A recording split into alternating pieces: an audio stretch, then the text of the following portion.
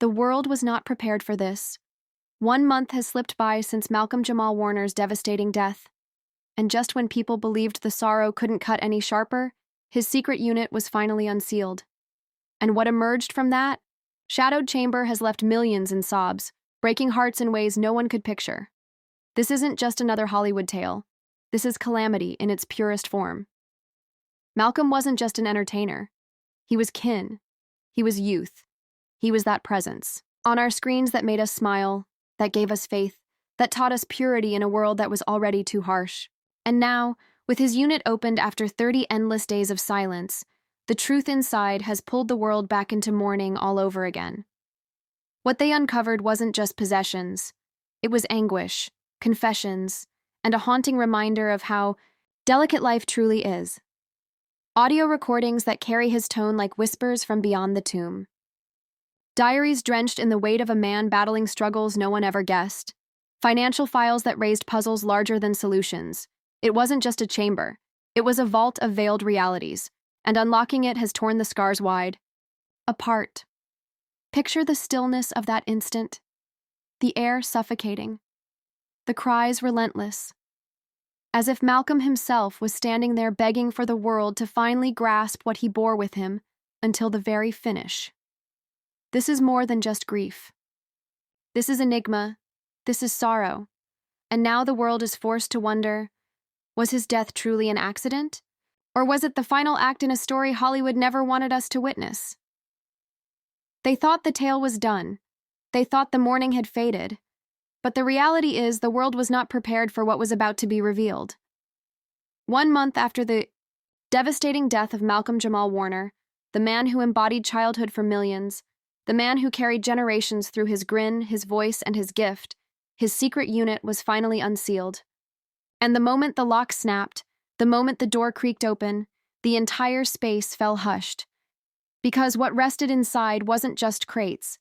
It wasn't just recollections. It was a storm waiting to be released.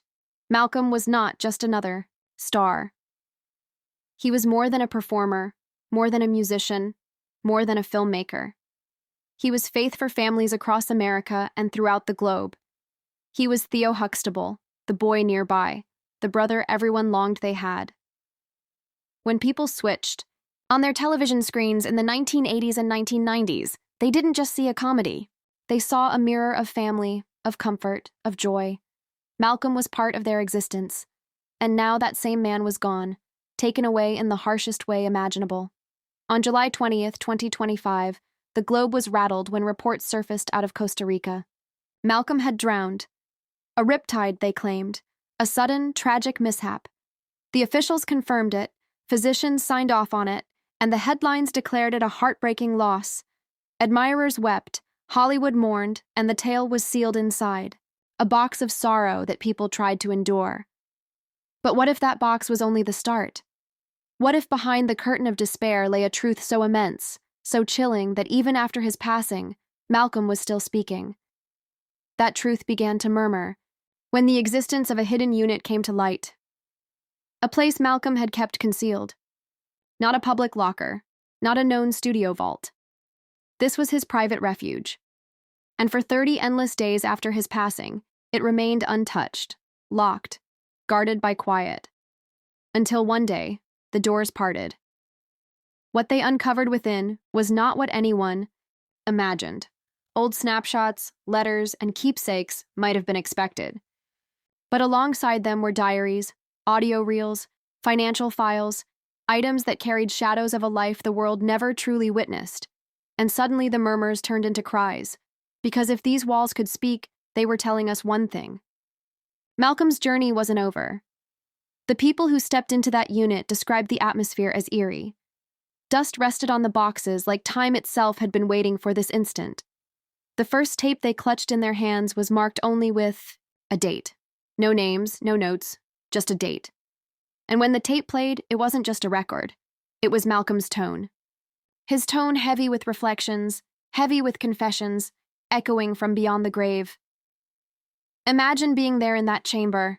Imagine hearing the voice of a man the globe just buried, speaking as if he knew this day would arrive. The space froze, Tears gathered and doubts began to swirl. Was this just a man reflecting on life, or was it a man leaving behind cautions? The diaries were even more perplexing. Page after page, Malcolm poured out fragments of himself that no one had known. Not the fans, not the cameras, not even the dearest companions. There were notes about Hollywood deals, cryptic mentions of pressures, and hints of betrayals that shook even the bravest souls in that chamber. This wasn't just remembrance. This was disclosure. And then the files, financial statements that showed unusual withdrawals, contracts with clauses that raised warning signs. Why was Malcolm concealing these? Why did he feel the need to keep them locked away from the public? Was he defending himself, or was he shielding us from truths we weren't prepared to face? That's the frightening part, because when people pieced it together, a haunting doubt returned. Was his death truly an accident, or was there something much darker behind it? The world recalls Malcolm as the boy who grew up on screen, the Emmy-nominated performer who became a household legend. But few understood the man behind the persona. He wasn't just smiling for the spotlights. He was building, shaping, pushing himself beyond boundaries. He directed installments of The Fresh Prince of Bel-Air. He produced programs that carried voices seldom heard. And he carved out a lane for himself in music, even earning a Grammy. He wasn't just enduring in Hollywood. He was flourishing. But flourishing comes with a cost. And maybe, just maybe, that cost was heavier than any of us believed. Because here's the truth. Malcolm Jamal Warner was guarded, intensely guarded. He shielded his private life with walls thicker than Hollywood's tallest gates. It took ages before fans even knew he was wedded, before they even discovered he had a child. That's how deeply he protected his circle. And now with the unit opened, those walls are splintering, truths are spilling, and what they uncover could change everything. One by one, the people dearest to him began speaking out. Some said Malcolm had been strained in his later years. Others murmured that he was working on a project so explosive, it could have rattled Hollywood to its foundation. And now the find. In that unit only ignites those suspicions. Admirers across the globe are in disbelief. Social media is ablaze. Hashtags of his name are surging again. Not because of nostalgia, not because of reruns of The Cosby Show, but because people crave answers. They want to know what Malcolm left behind. They want to know why his unit was filled with reels and documents instead of just tokens. And the question everyone is now asking: did Malcolm Jamal Warner suspect something? Did he sense something? Was his drowning in Costa Rica really a brutal twist of fate? Or was it the final act of a story he never got to finish writing? The ache is unbearable. For fans, for allies, for kin, every revelation reopens the scar. Every reel, every page, every fragment is like losing him once more. The world is not just grieving Malcolm anymore. The world is haunted by him, by the echoes of his words, by the shadows of his truths, by the possibility that the reality behind his death is far darker than we were ever told. And as the first piece of the story unfolds, one thing is undeniable. Opening Malcolm Jamal Warner's unit didn't just uncover possessions. It uncovered heartbreak. It uncovered enigma. And it left the entire world stunned. The first tape was haunting enough. But when the second was played, the chamber shifted forever. Because this wasn't just Malcolm reflecting, this was Malcolm cautioning. His voice was steady, deliberate, almost too controlled, like a man who understood the world would only listen once he was gone. He spoke about the burden of silence, about contracts that felt like prisons, and about trust shattered in the darkest corners. It wasn't fiction. It was admission. The people listening described it as bone-freezing. Every word carried a weight, as if Malcolm was pouring himself into the only refuge he had left, those tapes. And the most jarring instant came when he said, almost whispering, "If anything ever happens to me, don't believe it was just an accident." Those words pierced the air. This wasn't just anxiety. This was a direct plea. A man leaving behind a signal because he sensed danger circling nearer than anyone realized. And then came the notebooks. Pages smeared with ink, scrawled in late-night handwriting, holding fragments of his soul. Some pages were filled with affection for his daughter, for the family moments he sheltered from the public eye. But others were darker entries about encounters, with powerful figures. Agreements he resisted signing. Situations where he wrote, "They're pressing too hard. I can't stay silent forever." Who were they? No identities mentioned, no corporation named. But the way he described the coercion, the manipulation, the quiet threats, it all pointed to something far larger than one man's career. Malcolm wasn't just concealing secrets. He was shielding himself from them. The financial papers only deepened the puzzle. Withdrawals that didn't add up, payments that seemed to vanish without a trace, and agreements with clauses that looked less like business and more like snares. One document in particular sent chills through those investigating, a sudden transfer of funds to an account abroad made just weeks before his trip to Costa Rica. Why? Why shift money so abruptly? And why disguise it under an alias? The conspiracy theories erupted overnight. Was Malcolm preparing for something? Was he planning to reveal a hidden truth and someone silenced him before he could? Or was he simply protecting his loved ones from a storm he knew was closing in? What made it heavier, what made it unbearable were the photographs. Buried among the boxes were Polaroids and printed images Malcolm had saved for years. Smiling memories, candid shots, behind-the-scenes laughter. But between the joy, there were photographs of gatherings, of dinners, of people fans never realized he connected with, some faces blurred, some scratched away, as if Malcolm himself wanted to erase them. Fans were devastated. They remembered Malcolm as the boy who grew up before their eyes, the actor who struggled to carve his own identity beyond the Cosby Show. But these tapes and notebooks revealed a different portrait. A man fighting shadows the world never noticed. A man who smiled on screen but wept off it. A man who carried burdens too heavy for one soul to bear. Social media collapsed into mayhem. Hashtags like Dara Malcolm Warning and Hid Truth Ruth spread viral within hours. Clips of his tapes surfaced online, replayed countless times with fans, breaking down in sobs as they heard his chilling words. "If anything ever happens to me," people pleaded for investigations to restart. Petition after petition demanded clarity, and still, silence lingered from the official sources. The Costa Rican officials stood firm. Accidental drowning. Nothing else. Nothing more.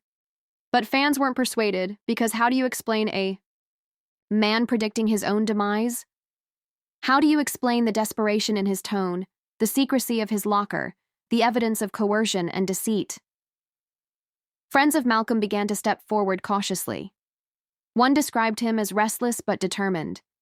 Another remembered late-night calls where Malcolm said he was weary of staying silent. A third claimed Malcolm had been preparing to sit down for an interview that would rattle Hollywood, but that interview never occurred.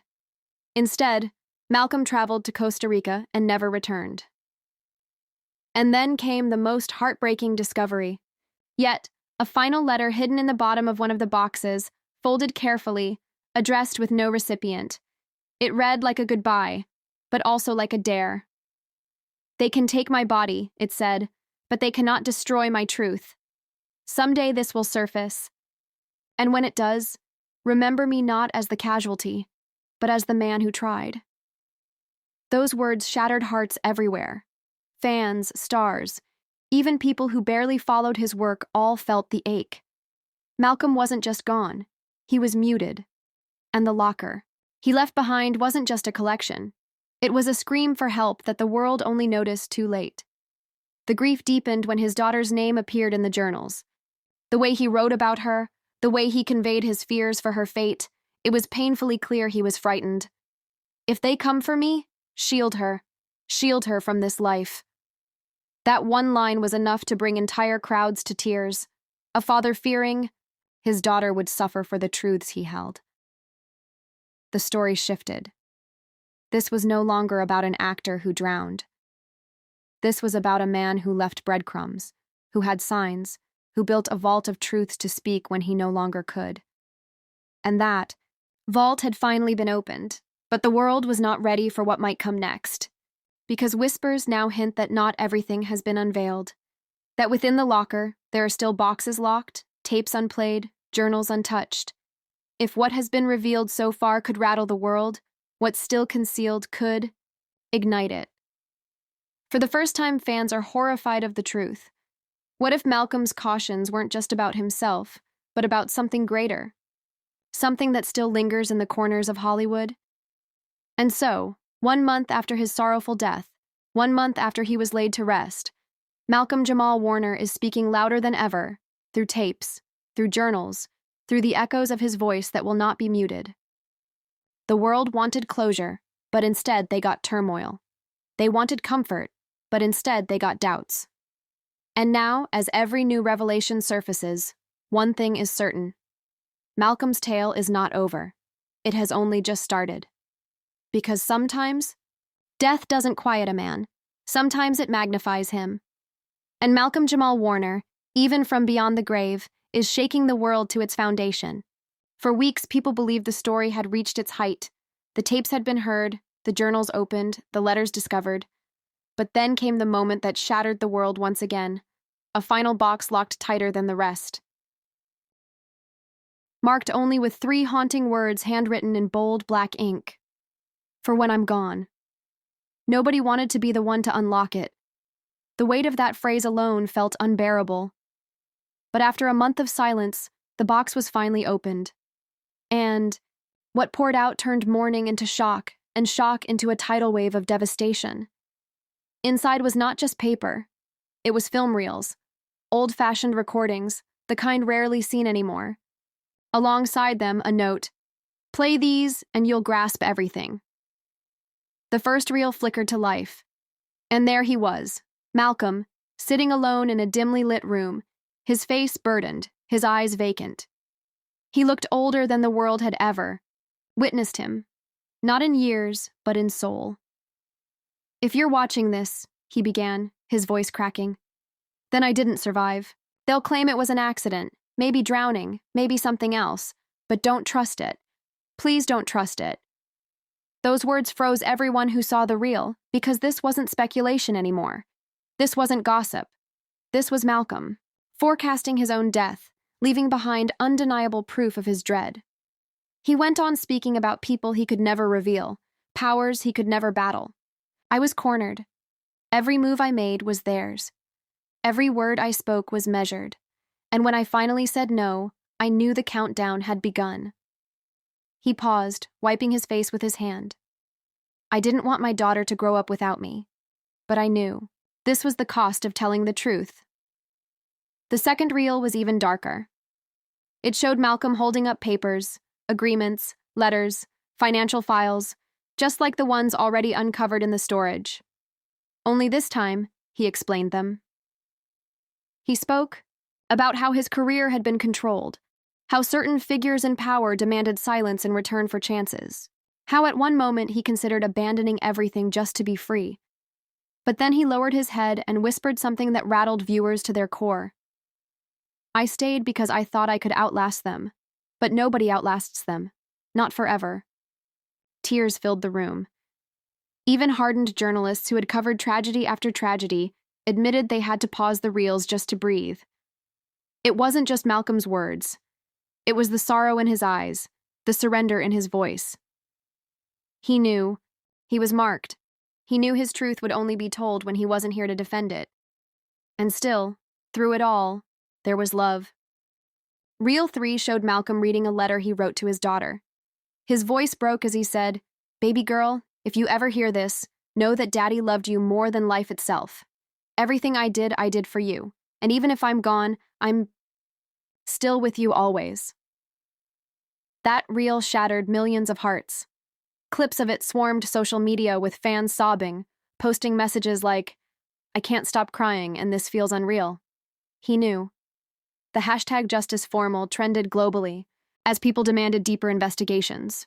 But the most crushing part was yet to come, because inside the same box was one last reel. A reel labeled "The Truth They Feared." When played, it didn't show Malcolm. Instead, it revealed fragments of recordings, hidden audio clips from meetings, conversations caught on tape, moments that sounded like men in power negotiating deals in hushed tones.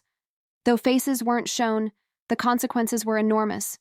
You could hear the strain, the threats veiled in careful language, the way they spoke about controlling narratives, silencing voices. It was enough to prove that Malcolm hadn't been imagining anything.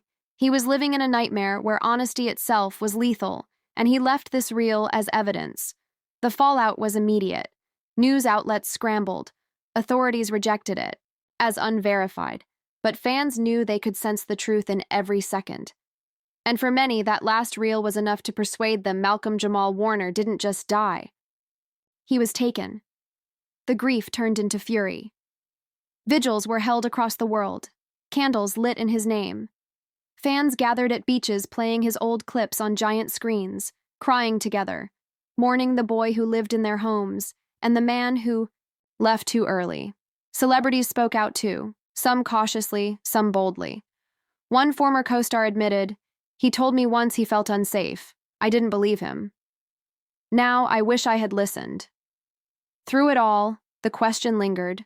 What now? With the storage unlocked, the reels exposed, the truth whispered through recordings, what would be done? Would there ever be justice? Or would Malcolm's story join the endless list of tragedies buried beneath Hollywood's dark past? And yet, amid the turmoil, something powerful surfaced. His fans, his family, his daughter, they refused to let his legacy end in fear. Hashtags grew into movements. Petitions became campaigns. People vowed to keep his story alive, to spread his tapes, to echo his words, to ensure he was never erased. Because Malcolm Jamal Warner wasn't just an actor. He wasn't just Theo Huxtable. He was a man who fought quietly, who carried burdens too heavy, who left behind his truth in the only way he could, hidden in his storage, waiting for the world to finally hear. And now, 1 month after his heartbreaking drowning in Costa Rica, 1 month after the waves stole him from this earth, Malcolm is louder than ever. Louder in death than he ever was in life. Louder because the truth he carried is finally being heard. The story closes not with clarity, but with questions, not with peace, but with disorder. Because the final haunting words from his tape still echo, "If anything ever happens to me, don't believe it was just an accident." And now no one can. The world will never see him walk into a room again, never hear his laughter in interviews, never watch him illuminate the screen. But through his storage, through his reels, through his unbreakable courage to speak even in silence, Malcolm Jamal Warner has secured one thing. He will never be forgotten. And now, as the dust settles, as the reels stop turning, as the candles burn low at vigils around the world, one question still lingers in the air. What truly happened to Malcolm Jamal Warner?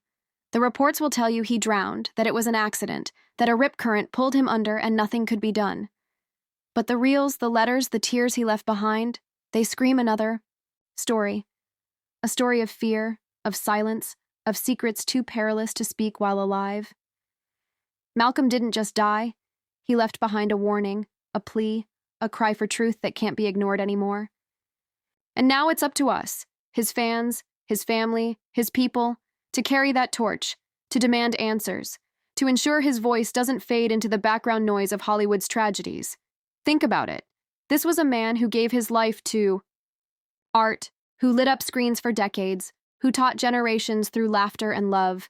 And yet, in his final moments, he was alone, trapped in a war we never saw, silenced by powers we may never fully grasp. But silence is not an option anymore. His truth must endure. His story must be told.